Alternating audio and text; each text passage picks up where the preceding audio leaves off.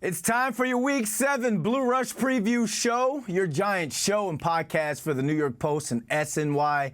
The big question everyone is asking themselves, can the 1-5 Giants turn their season around on Sunday against the 3-3 Washington Commanders? Remember, Washington is heading up I-95 to East Rutherford after a pretty impressive win down in the A against the Falcons. In today's show, we're going to break down the matchup from the Washington side of things with former Commanders wide receiver Anthony Armstrong and Know Your Enemy.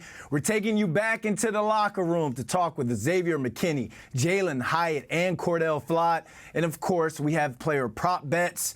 And let me introduce the crew now. Giants beat writer for the New York Post, Paul Schwartz. He's going to give you all the news and updates coming out of the building. And two-time Super Bowl champ, he is at LT for Kicks on X. He's Lawrence Tynes.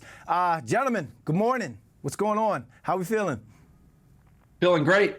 I did not happen to see Jerry Seinfeld at dinner the other night. But I am just here because I like talking about the Giants. That's the only reason I'm here. I didn't see Jerry Seinfeld. Didn't have an epiphany like our friend Justin Pugh, but what do you think of that story, Paul? Did you like that story? Seemed a little embellished, but go ahead.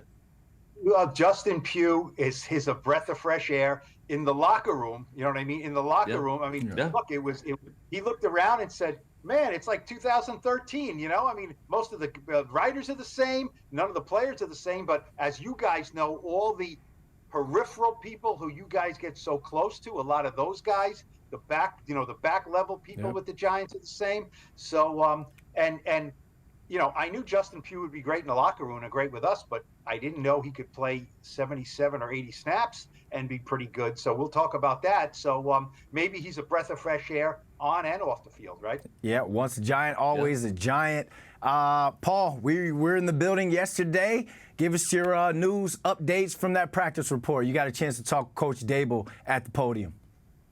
Yeah, look, always a lot of injury questions. They have a lot of guys. You know, the main guys, obviously Daniel Jones. It's always the starting quarterback. And, you know, I would say he's highly unlikely to play.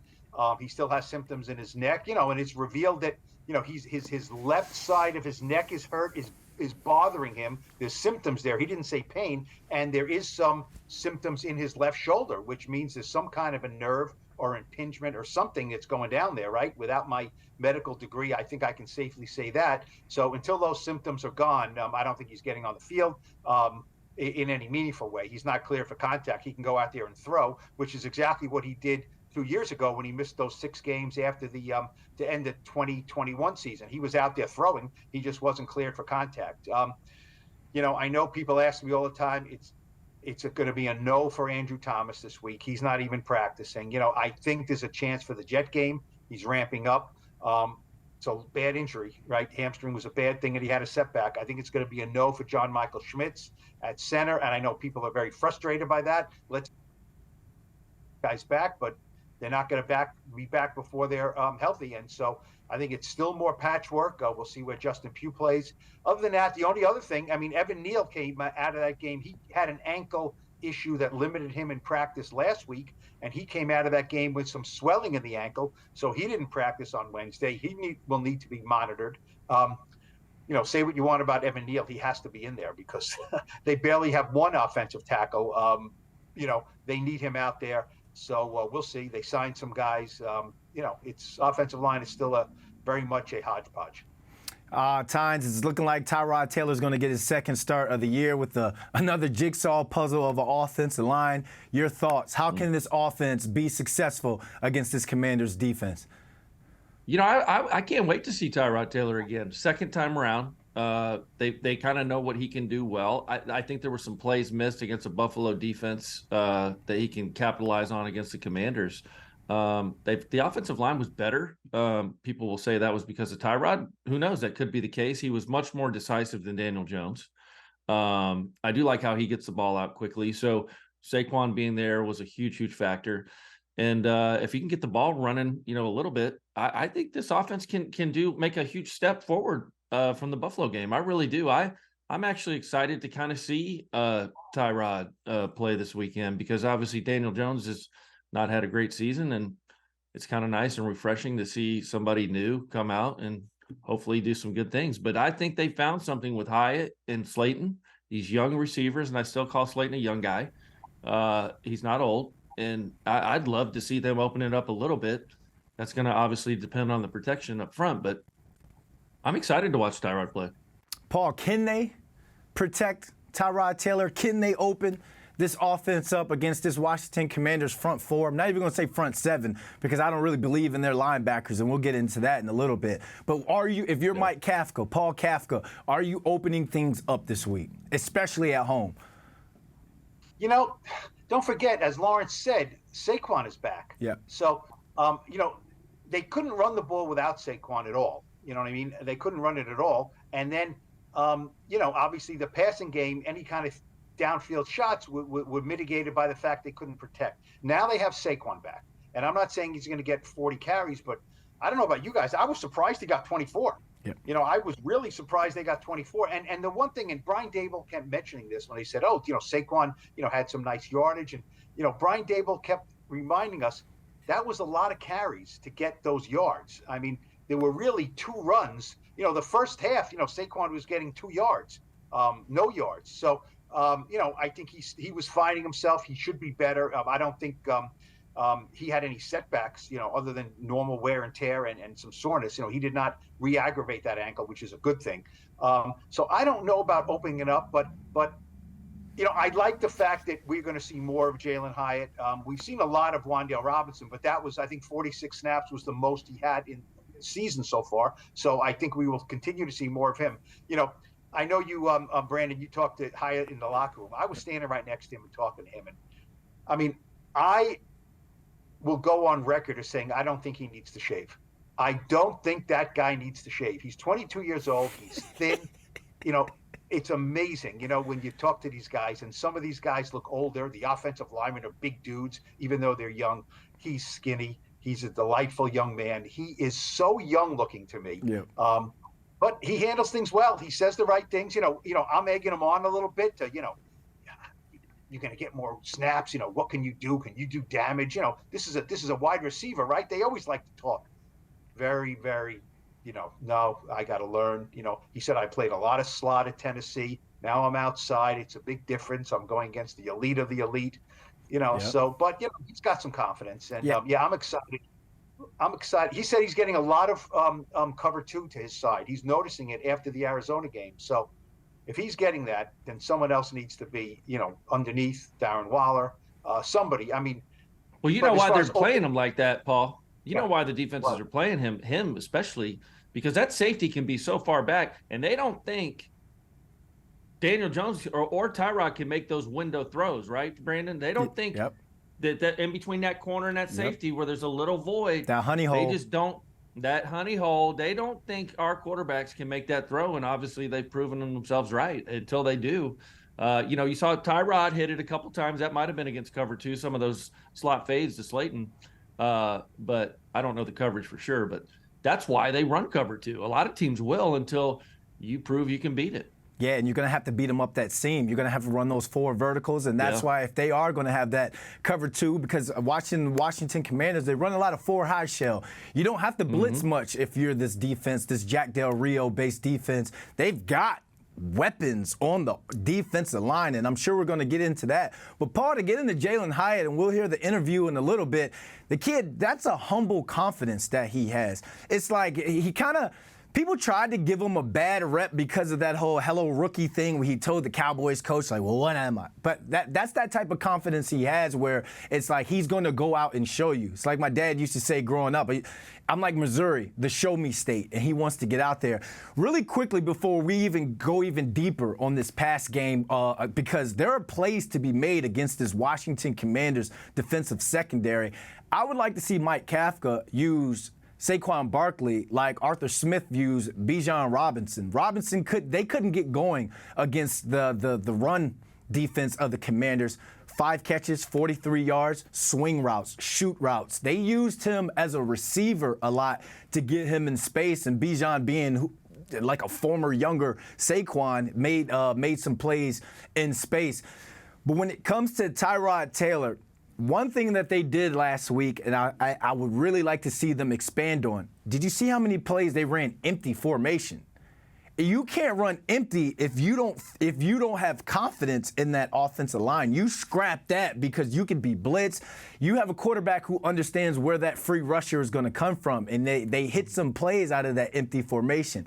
I would like to see that because you have the slot receiver of a Wan'Dale Robinson that can make plays, and then you also have Darius Slayton, like you said, on the outside who made some plays. So when we talk about this Commanders defense, their strength is the defensive line.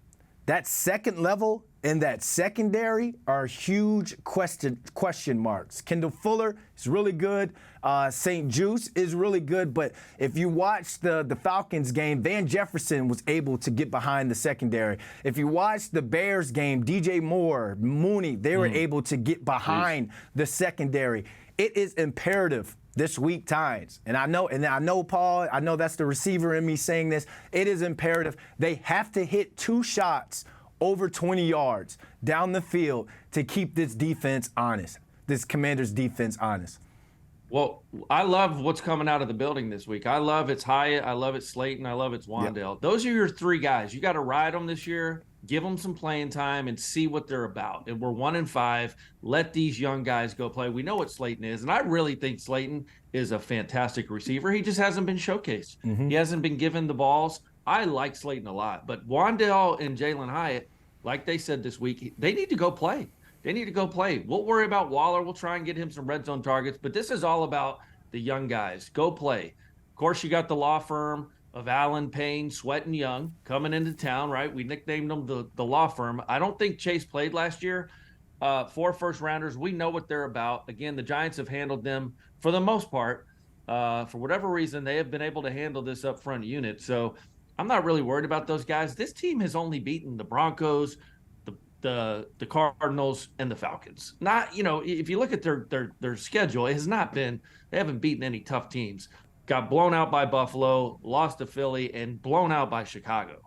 So we'll see what's happening here when they come into town. But I'm with you, Brandon. I love the fact that these young guys are getting a chance. It's kind of what we want to see. Paul, now, final thoughts on the offense. Yeah, the one caveat to that is, and right, even before this, people saying, let's get Hyatt out. After that second game in Arizona, okay, let's get Hyatt out there. And, young receivers can also make mistakes, right? Mm-hmm. And you're going to have to live with those. Now, if he and Tyrod are not on the same page on a play, it could be a pick 6, right? I'm just saying, where Isaiah Hodgins, that's probably not going to happen. Now, I'm not saying it is going to happen, but it is easy to say, put the young guys out there and let's see what they've got. And Hyatt may, take the top off one, but he also may cut inside when Tyrod thinks he's cutting outside because he's a rookie and rookies do things like that. And now it's an interception or, it's something bad will happen. And as far as, Saquon, we've been saying this for many, many years. He caught 90 passes as a rookie. I just don't think Brian Daboll and Mike Kafka look at Saquon and say he is a premier pass catcher out of the backfield and we have to feature him. I just don't think they look at him that way. And I think the record and the numbers indicate that. Now, they will throw him swing passes. Maybe they'll run a wheel route with him once in a while, but it's not a steady diet of Saquon. I just don't think it is in the passing game because, they don't see Christian McCaffrey when they see him out there. They just don't. All right, let's riverside it to the defensive side of things. You're going up against Sam Howell, who smart quarterback, Tynes. You're playing against a guy in an Eric Bieniemy offense. He looks comfortable back there. He is the most sacked quarterback in the NFL. You're big on the Giants' defensive line has to show up. Is the key to a W go through the Giants' defensive line this Sunday? No question. Secondary has played well. I like the young guys back there, but this defensive line has to show up. Sam Howell presents a lot of challenges. He does not give up on plays. He's going to keep continuing to try and get the ball down the field. He's got a little bit of Baker Mayfield in him, a little moxie. He runs around. He does have his limits. It's why he went in whatever the round it was, 4th or 5th round. But man, I tell you what, he's competitive as hell. He's a really good player. Eric Bieniemy has him playing within the system. He is sacked a lot. I think a lot of those sacks, it's a little misleading. It's because he's still trying to find that play. They're not just, free runners off the edge sacking him. he is constantly looking to get the ball down the field. So yes, they lead the league in sacks, but that number is a little bit misleading compared to the one the Giants have, where it's a bunch of free runners. He's a good player, man. Very good young player. Don't know if he's the long-term solution, but again, he's got some weapons around him with McLaurin and Thomas and the running back. So very formidable opponent here, and a guy that's trying to prove himself in this league. Paul, one thing that they like to do is they like to use that power running game with Brian Robinson Jr. and Antonio Gibson. And keep an eye on Chris Rodriguez Jr., who came in and had some good runs against the Falcons. The Giants defense is at the bottom of the NFL when it comes to stopping the run. If you're Wink, do you sell out this game? No, I don't think you sell out because look, if I would have told you, a couple of weeks ago, if I would have said, look, Brian Daboll said this about a quarterback on the Giants schedule. Okay, who do you think it is? This is what Brian Daboll said. He throws it a lot. He slings it. He's not afraid to turn it loose. Stands in the pocket, has a good arm. He's not afraid to fire it. If I just said, who is that? You'd name some of the good quarterbacks in the league that they're playing. Right? Yep. I mean, he's going to throw it. Howell is going to throw it. Yeah. He will make plays, and he will present the Giants with opportunities to make plays against them. Yeah. He's thrown 6 interceptions. Right. As Lawrence said, he runs into sacks. There's no question about that. So, I think it's look, the Giants right now have a middle linebacker who's playing at the top of his level. Mm-hmm. Bobby Okereke played great last week. Not good, great. I mean, the best game a Giants inside linebacker has had in a decade, maybe. I mean, am I being too much there? I think it's better than anything we saw from Blake Martinez, and Blake had some good games for the Giants. Before that, not so much. I have no idea if Okereke has Pokemon cards that he can sell and make a lot of money on. That I don't know, but he played a great game. And, shots are fired. Pokemons. I know the business he's in. Yes. Yeah. Yes. But he played really well. And, they got to continue to funnel things to him, things like that. And, one thing we have to mention about the Giants defense, who are they going to be blocking? Who's in the middle of the Nick the Gates. Nick Gates. Nick Gates, right? Now, Nick Gates has played every snap at center this season. Every snap. Wow. He is the 20th ranked center in the league, Pro Football Focus. 20th ranked. You can take or leave those rankings, but it's one analysis we can use. 20. John Michael Schmitz is 34.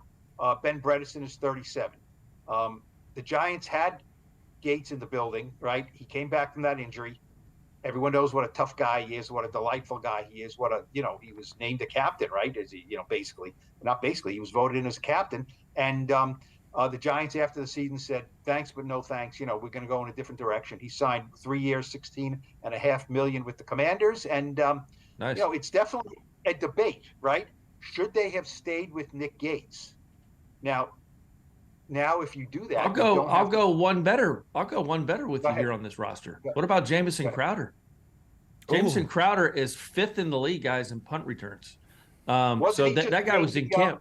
He was just I'm sorry. Just named. He was just named Special Teams Player of the Week, right? Yeah, he was in camp with the Giants. Where do we struggle? Obviously, punt returner Eric Gray's our guy. Doesn't really give you much outside of the catch. And I know there might have been some financial things there. Crowder's a veteran, but they don't count a lot against the cap. I don't know what his number is. It couldn't have been much more than a draft picks. But happy for Nick Gates, right? If you're a Giants fan, anyone in the building, anyone that followed this young man, the heart and soul of that team would fight anybody.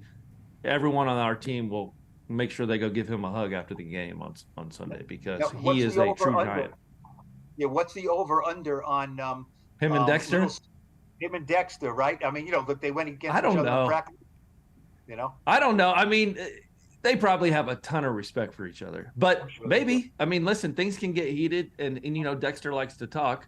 So it'll be fun. I'm a huge Nick Gates fan. That has to be Leonard Williams, too.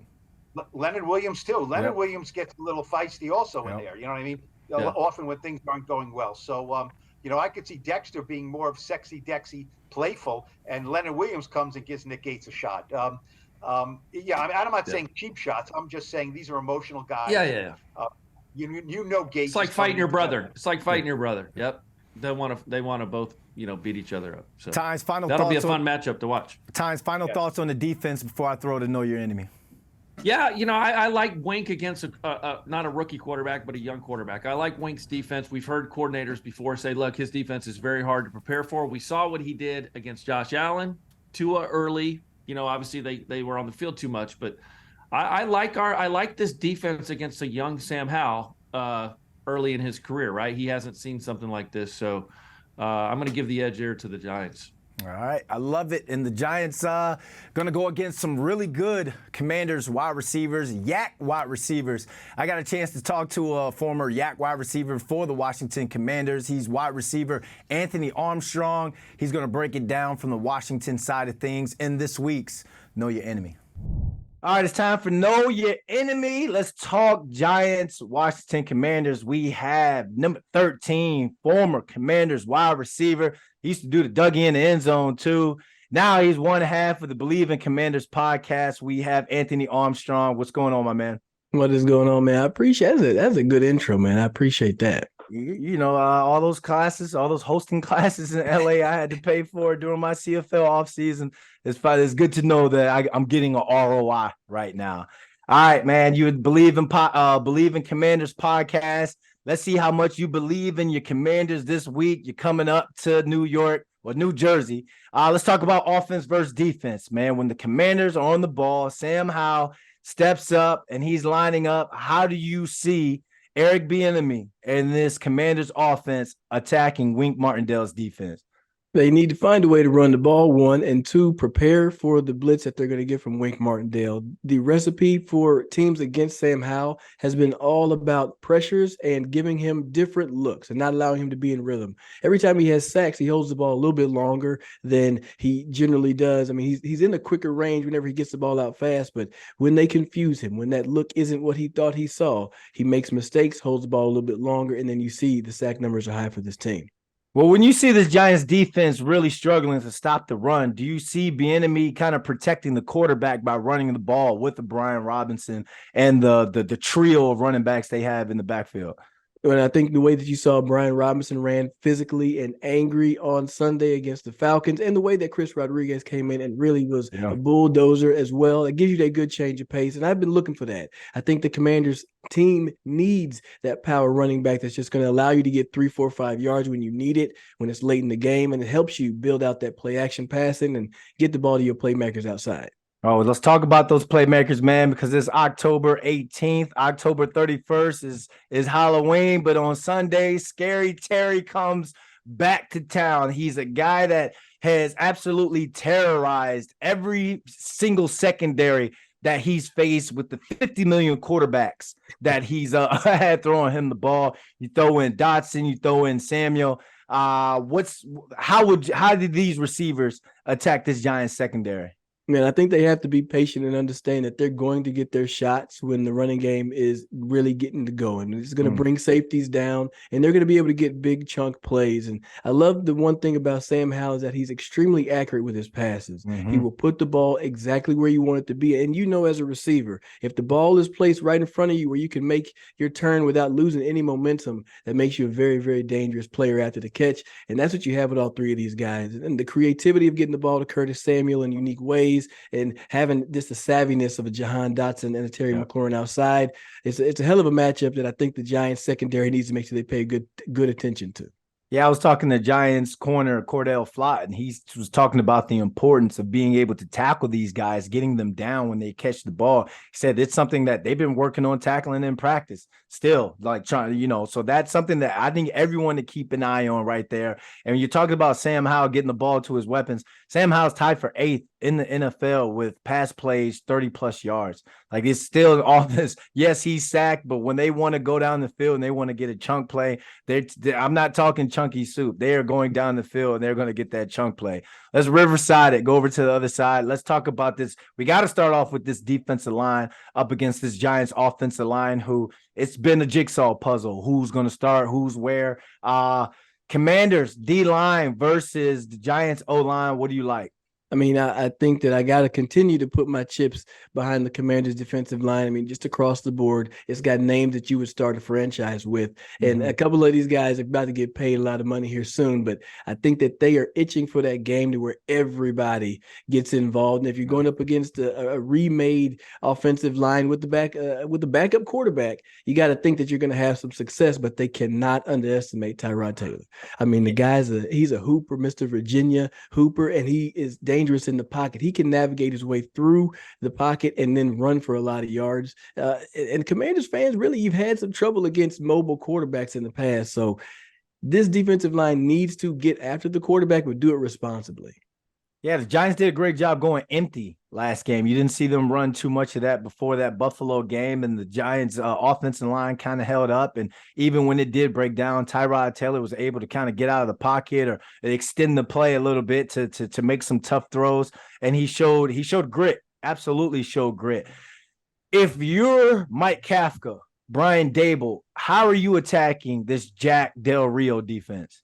You know, I think that the first matchup is looking at that linebacker position, Jamin Davis, Cody Barton, and then they just added back in Kaliki Hudson to how they're going to match up with Darren Waller. I think they brought him in and they invested a lot in him because they see a lot in what he can do. And he's a dangerous player, one of the most athletic tight ends in the league, and he can create a lot of fits for this linebacking core. Because frankly, when you look at the receivers lining up and then having to pay attention to Saquon Barkley, he's going to get some one-on-one opportunities. If you get a little bit too nosy in the backfield, now you have a very fast player running downfield wide open, and it could be touchdown Big Blue. Are you worried about some of the chunk plays and some of the, I guess, mental mishaps that this Commanders secondary has had? They've had, a bunch of receivers have gotten behind that back end. Talk to me about that. Is that something that they've been open about on needing to adjust or get better at? Oh, they know it. I mean, it's one of those things when you look at the fact that the meme all week was when Atlanta traded for Van Jefferson that they weren't even going to throw him the rock and then line up against the Commanders and they trying to go bombs over Baghdad to this guy. Now, you got to understand that I don't want this to become a trend where teams start to, get off to a good start against the Commanders. And it could be one this week. I mean, Jalin Hyatt, extremely fast player. He can get behind your secondary quickly. And Tyrod will take that shot. He will put the ball back deep into the secondary. And when you have injured players, now you have different players, different type of communication. Derek Forrest not in. You got Danny Johnson playing a little bit more, right? So how is that communication going to work? Are people really going to be dropping back into the zones that they need to be? Because you have to respect Saquon Barkley. I get that. But also understand that counterpunch is a big post coming from Jalin Hyatt or Darius Slayton. Last but not least, we all know there's 3 phases to the game. Quickly, special teams. Jamison Crowder, we know him from around here. He's in training camp with his team. Huge punt return against the Falcons. Who wins this matchup, special teams wise? You got to get your chips to the Commanders. I mean, Jamison Crowder had a great return last week against the Falcons, and generally, special teams momentum works week to week because now the special team coach feels good. That special teams unit starts to feeling good and start to feel good about themselves. And Jamison Crowder has brought the spark to this team that they've really needed from that position. And I know at the end of training camp, they had one player, and I said, that's fine. At least he's going to be able to field it. But once they picked up Jamison Crowder, Commanders fans knew they were going to get a little bit more out of that punt return unit, and it paid off on Sunday. Last but not least, tell the people they can find you and shoot the podcast. Shoot. Go ahead. Tell the people, go check out the podcast. Yeah, absolutely, man. Check me out on the Believe in Commanders podcast on all your favorite streaming platforms. I'm on Twitter, Instagram. It's @Rated Armstrong. Hit me up, holler at me. I love to talk golf, whiskey, a little real estate. You name it, man. We got it all covered over there. We multifaceted.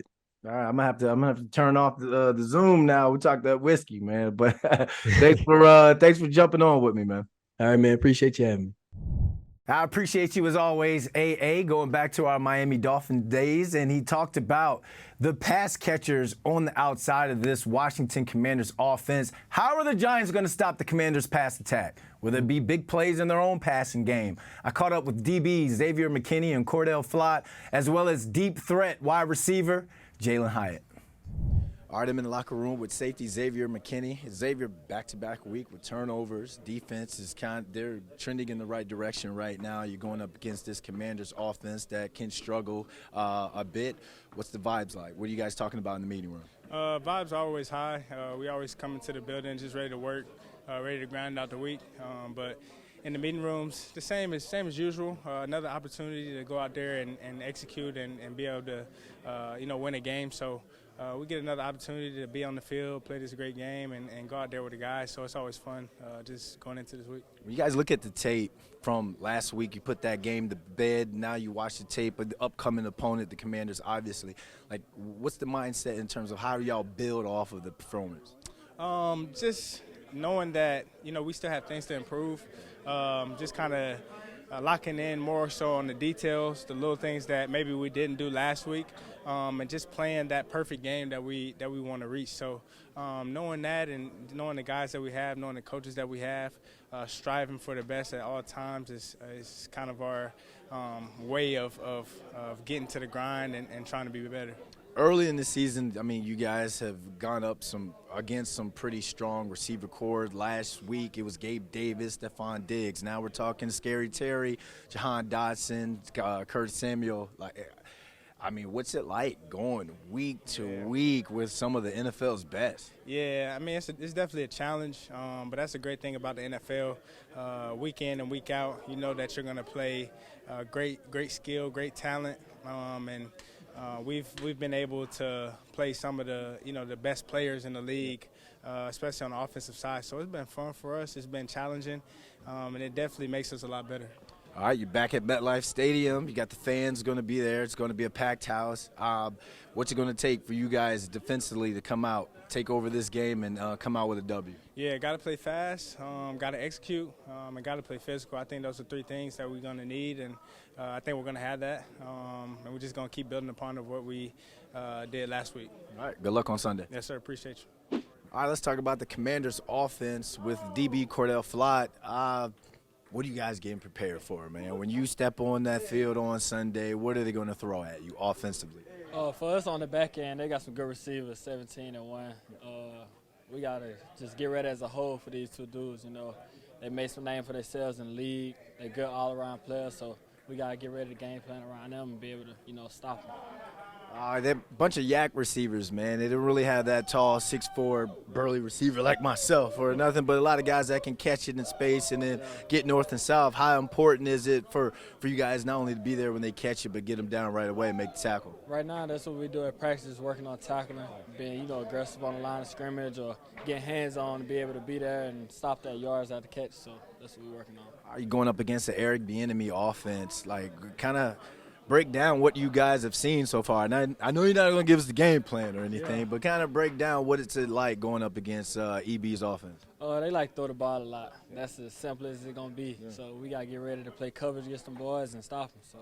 So you're going up against Sam Howell, who's the most sacked quarterback in the league. What's the communication like between you, the DBs, and the defensive line in terms of them getting there? Does that change the way you guys play on the back end? Not necessarily. We just got to work on our timing with the pre-snap communication, like you said. So be ready to get home. And how you feeling going into Sunday? I feel good. I'm confident. We're confident as a defense. We're confident as a team, so we're ready to roll. First game back at MetLife in a long time. I haven't been on the Jumbotron in a long time. But how you guys feeling? Is that something that's going to motivate you guys playing back in front of the home crowd again? Yeah, we're feeling good to come back play home in front of our crowd. Then we got the different type of uniforms and stuff going on, so it's going to be a good night. Oh, you're going to be saucy out there. Actually, yeah, a little saucy there, yeah. Make sure you check his Instagram because you know he's going to be fresh out there. You already know. All right, good luck, man. Good luck. Yeah. I'm here with wide receiver Jalin Hyatt. Jalin, I talk to you. Every time I come to you, I always ask you, I kind of check in with you. Where are you at in terms of comfortability, the game slowing down? How much fun are you having out there so far? Yeah, I'm having fun for sure, especially first year. Just going out there, doing it for my guys. But at the same time, it's been fun for me, as part of the season. We want to play better, but it just comes with games and experience, and we're going to get to the level we need to get to. What are some of the things that you've learned about the game, about yourself, just about NFL football in general since that first time I talked to you in training camp to now? Yeah, I think the biggest thing that I learned the most is it's elite guys. Everybody out there on the field is elite. Everybody knows how to make plays, and when you're out there, it's really like, man, I'm gonna make a play, and that's how I have my mindset, when I go out there. But it's been fun, and I think that's the biggest thing I learned. Everybody's elite. The game's faster in college, and that's the biggest thing. And when you say, like, I'm going to make a play, you've had that confidence, and you've gone out there and you've had plays. You've made some big plays. In fact, Coach Dabo said that you're going to, the reason why you're out there is because they want to give you more reps. Like, what have those conversations been like, and, like, how cool is that to have the head coach saying that he wants to get you out there more? Yeah, I mean, that's the best news you want, coming from Dave's. A lot of respect to him, but at the same time, it just comes to the hard work and the effort that you put in practice. Being consistent, getting open, making the plays when it comes to you. And I'm just trying to do those things. And, once I get those things and be consistent with it and just keep working at every game, the more and more targets I'll get. So that's what I'm working towards. Sunday, going up against the Commanders, talking about a secondary that the guys get behind them. Last week it was Van Jefferson. They didn't connect on it. But the week before it was Mooney from the Bears, and DJ Moore had himself a big game. How big is it, or how big is it for this offense for you guys to take advantage of them giving up the big play? Yeah, it's a division game. They're in our division, so we got to come out with a win. I think that's the biggest thing we got to get out of it. But their secondary, even though people get behind them, they're still a good secondary. They got good players back there, and they're gonna scheme against us as well. So we got to come and we got to be ready to play. So far as playing in New York, what you thought? I love it up here, man. I love it. The fans are crazy, but that's what you expect. Tennessee fans was crazy as well, so good environment for me. But at the same time, though, I've been enjoying it. Enjoyed the city, going out and finding new restaurants, trying to enjoy myself, outside of football. So it's been a good spot for me. All right, man. Good luck on Sunday, my man. Appreciate you. Thank you. Cordale Flott talking about how they've been working on tackling in that second level to get these yak receivers down. And I'm going to tell you why I just mentioned that while we get into our predictions, prop bets, and over-unders for this game. All right, here's why. You got Terry McLaurin, Scary Terry, receiving yards 55.5. He's a yak guy. Paul, I'll start with you. Over-under. Over 55.5. Is this a first half bet, or is this a whole game bet?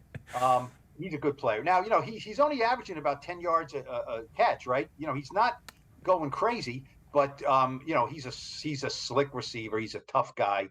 55.5 is certainly attainable for him. I go over. Yep, I'm going to go over here too. I mean, obviously we saw what Diggs did. Very quiet 100 yards against the Giants. But again, Terry McLaurin, he's only averaging about 57, 58 yards a game. But I like him to make one big play against our defense. I'm going to go over. I'm going to go under on this one. I think Tay Banks has himself a day against him. I think that the Giants' pass rush gets there, wreaks some havoc, and Sam Howell's going to have to go elsewhere with it when it comes to distributing the ball. So I might be crazy for it, but call me crazy. I'm going to go under on this one. Sam Howell, passing yards, 225.5. Over, under, Tynes. Man, he's averaging 250 a game. Like Paul said, and he heard from Dable in the press conference, he likes to sling it. I don't think that changes. Against this defense, they're going to have some hot reads. They're going to make a couple big plays. You can bank on that when they catch the Giants blitzing. So I'm going to go over 225. Paul. I'm going to go over also. I mean, 225 is not a crazy number. It just isn't a crazy number in today's NFL. Heaven forbid. I mean, you guys are both sitting down, right? I mean, imagine if the Giants actually took a lead and then the Commanders would have to throw it. That's one thing that we have to talk about the Giants defense. The Giants defense, what do defensive players always say? Oh, man, we could pin our ears back and go after the quarterback. The Giants have never been able to do that this year because they never have a lead, ever. So it's always like, are they going to run or they going to pass? They're always in balance there. Over because, if the Giants happen to take a lead, they'll throw it. And I think if the Commanders are leading and it's a close game, they're still going to throw it. They like throwing the ball. So 225, he can get that, sure. I'm going to go against the grain again. I'm going to go under. He's not a big numbers guy. He threw for 151, but 3 touchdowns, no INTs in that win against the Atlanta Falcons. He's an efficient quarterback, and I think that's what makes him dangerous against this Wink Martindale defense. All right, Brian Robinson Jr., rushing yards, 56.5, over under. Tynes. Yeah, I like this guy. I think he's hard-nosed. We obviously know the story with him being shot last year and coming back and playing. I like this guy as a running back. I think, if there's one thing we don't do well, stop the run, but that's okay. It's kind of a bend but don't break. Let the guy run. They just don't want to get, torched in the passing game, which happened to them against the Dolphins. So I'll go over for Brian Robinson here. I like this young man as a runner. Paul? I'll go over as well. Bobby Okereke can't make every tackle, right? And sometimes he makes them 4 or 5 yards down the field. Guys, remember at the start of the season, we were talking a lot about the pickups of Ashawn Robinson, right, and Nunes Roches, 2 veteran, tough run stoppers. Has that manifested itself in any way, shape, or form? No. I mean, Ashawn Robinson barely plays anymore. You know what I mean? And Nunes Roches is not, these guys are just not impactful players. I believe the Giants are disappointed in these 2 guys, and they needed help in the run defense, and they did not get it with those 2 guys. So I go over. I'm going to go over as well. I know he only had 10 carries, 31 yards against the Falcons, but they were, it was a shootout when it came to that game. And I think they're going to want to grind this thing out against the Giants on Sunday. So I'm going to go over. But remember, keep an eye on Chris Rodriguez Jr. He's a scat back, speed back that no one's really talking about that much. Let's Riverside it. Let's talk about the Giants when it comes to these prop bets. His wife just won a WNBA championship last night. Darren Waller, receiving yards, 43.5. Paul, over under. I was talking to Darren Waller on Wednesday in the locker room, and he was preparing to go to the game. And I said to him, forget about the Commanders on Sunday. The most difficult thing you will have to do this week is navigating to get into Brooklyn tonight for the game from New Jersey. So he was already telling me, well, I live near the ferry. I can take the ferry. And he said, and I get door-to-door treatment, so I get the ferry. And then I don't know if I should take an Uber. So I'm saying, good luck with that. Go. And then he was telling me he was leaving like 5:30 or something. And I just shook my head and I'm like, you got to, go earlier. So hopefully I know he got there. Hopefully he got there for the opening tip. Congratulations to the Aces, right? New York still does not have a championship, right, at any level. Maybe that will empower Darren Waller. I think he's smarting from not making that play at the end of the game. I really do. Now, was he interfered with? Okay, you could say he was, but he's there to make that play, to outmuscle that guy and jump higher than that guy and catch the ball, and the Giants win the game. And I think he's going to be a little bit of an attitude. He's not a big attitude guy. I think he's going to have a little attitude, and I think he goes over 43.5. Tynes. Yeah, this guy, I think he's ascending. I don't know how bad that hamstring limited him early in this season, but I feel like he's gotten a little bit better each week. Each week he keeps getting a little bit better, a little bit more featured. Maybe he'll be more on the same page with Tyrod this week. Like you said, the middle of that defense is not great, Brandon. The safeties and the linebackers, they're not as good as the corners. So, I can't wait to see Waller play this week. Like Paul said, maybe a little chip on his shoulder. His wife just won a championship, so he'll be motivated, which is really cool story, by the way. Yep. I mean, to be in New York and watch your wife win a championship, I don't obviously know what that feels like, but that's got to be pretty damn cool. So congrats to them. I go over here. Yeah, I go over as well. I mean, that again, we didn't talk much about it, but the Washington second level, talking about those linebackers, they don't cover much.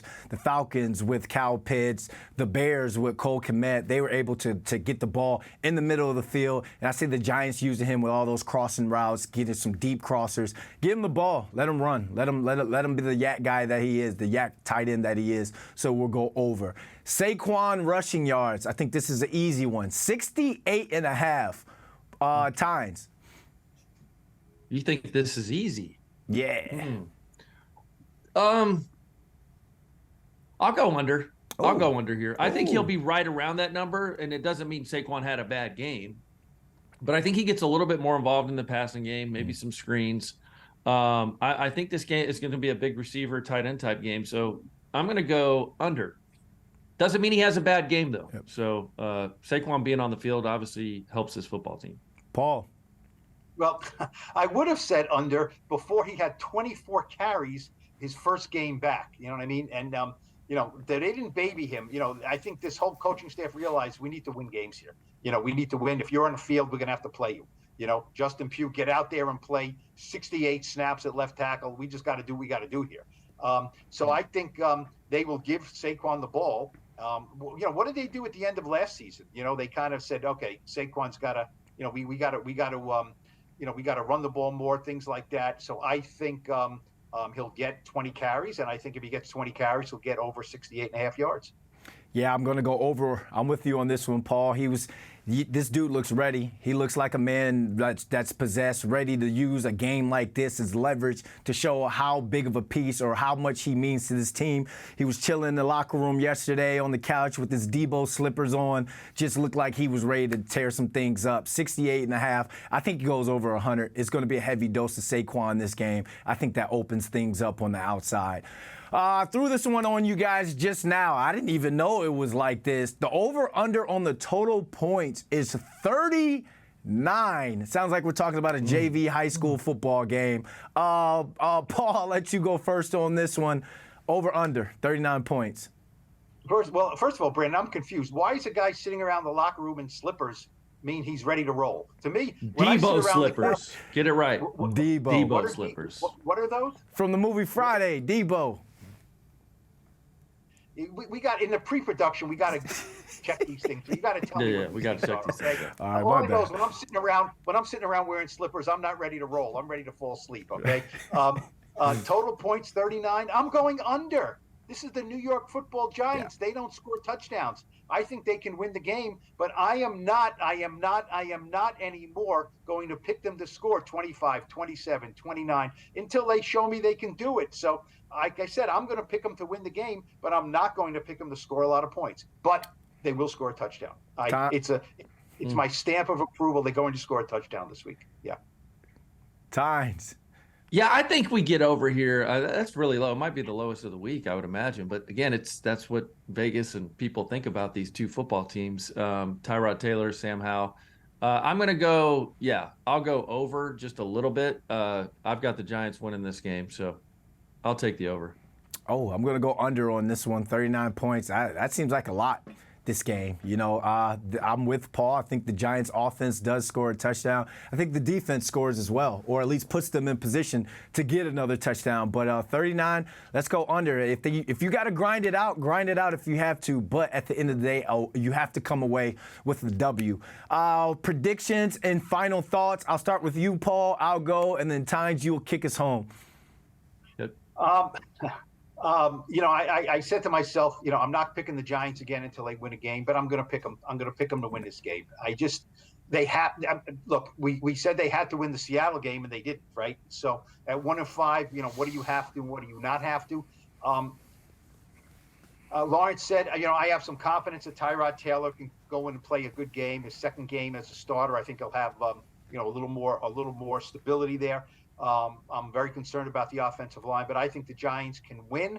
How about 19-16? That's an under. We got a bunch of field goals here, It's a Lawrence Tynes game. Whenever 24-17 is easy, right? Or you have the multiples of 7, but 19-16 is a game that Lawrence Tynes loves, right? It's like there's a lot of threes in there somewhere. So I'm going with a lot of threes, and the Giants finally break their losing streak.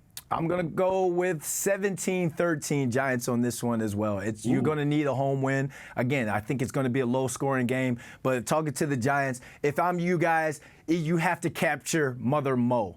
Momentum. You have to have it on your side. You have a fan base that's waiting. They're on the edge. They're almost at the fork in the road on which way to go, but they are going to back this team. Go out there, play lights out, play for each other, and just find a way to win this game. It's a huge game. No one think about the Jets. No one think about the Raiders. Just go in, handle business, do what you have to do, and then capture that, and then let's see what happens next week. But I'm going to go 17-13 Giants. Giants defense steps up, plays big, gets more turnovers, and at the end of the day, that parking lot, you're hoping that parking lot, there's a lot of drunk, happy Giants fans. Tynes, here we go. Here's the snap. Here's the hold. Kick us home.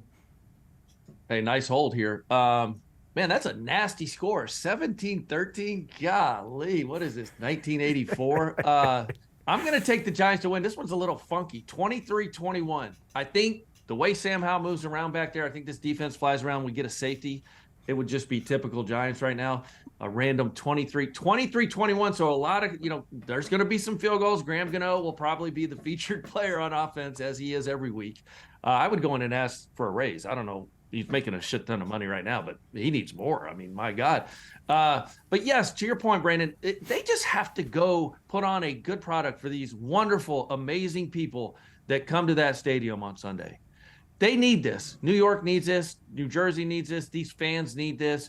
Go win a damn game, right? Sometimes you hear coaches say, just go win a damn game. That has to be the message this week from Dable. I don't care who's out there, who's lined up. Just go win a damn game and be a pro. And do it for these fans. They deserve it, man. It's been tough sledding. So 23-21, kind of a funky score. But give me the Giants here. I think it's one of those ones where you got to have it.